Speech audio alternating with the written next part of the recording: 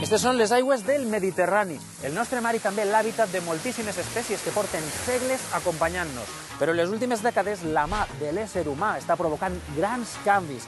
De fet, ja poden trobar-se més d'un miler d'espècies exòtiques i invasives a les seues aigües. Estem assistint a l'inici d'una tropicalització de la nostra mar? Hola, José Rafa.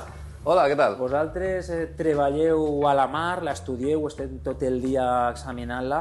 Fins a quin punt està canviant i quina part de responsabilitat tenim els éssers humans?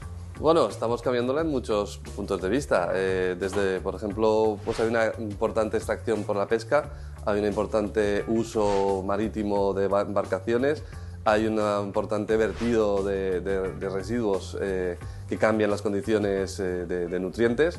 Y luego está el propio calentamiento global, que está aumentando la temperatura y está afectando también a las condiciones climáticas marinas. Clar, i tot això pot fer que arriben noves espècies i que s'aclimaten així al nostre ecosistema? Sí, lo facilita porque, por ejemplo, cuando se reduce la biodiversidad o cuando hay impactos en algunas zonas, esto abre ventanas a que estas especies se puedan asentar con mayor facilidad.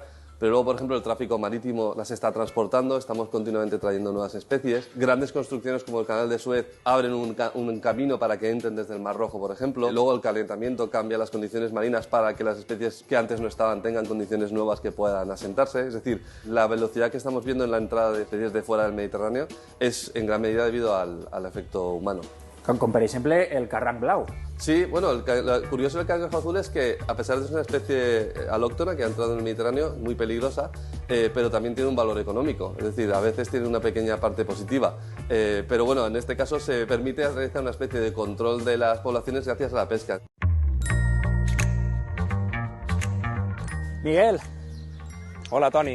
Així a l'Oceanogràfic vos encarregueu d'estudiar tota la nostra mar. Què podries contar-me al voltant de les espècies invasores?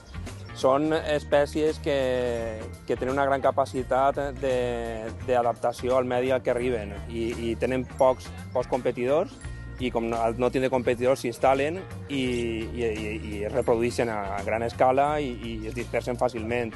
I al final l'efecte de ser invasor és que representen un problema per a la zona on arriben. Com no tenen competidors, el que fan és reproduir-se molt ràpidament i pràcticament es converteixen en una zona monoespecífica, només està pràcticament l'espècie eixa que és l'espècie invasora.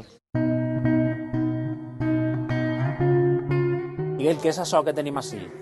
Esta és una espècie de medusa exòtica invasora, en aquest cas és la medusa de punts, i és una espècie originària de l'Indo-Pacífic que no sap molt bé si va entrar pel canal de Suez o amb l'aigua de l'astre de les embarcacions, que pot representar un problema, per exemple, per als estocs de pesca, perquè les meduses s'alimenten de zooplàncton, de xicotetes larves de peixos que poden suposar que l'estoc pesquer vagi desapareixent per competició de les meduses que s'alimenten de les xicotetes larves.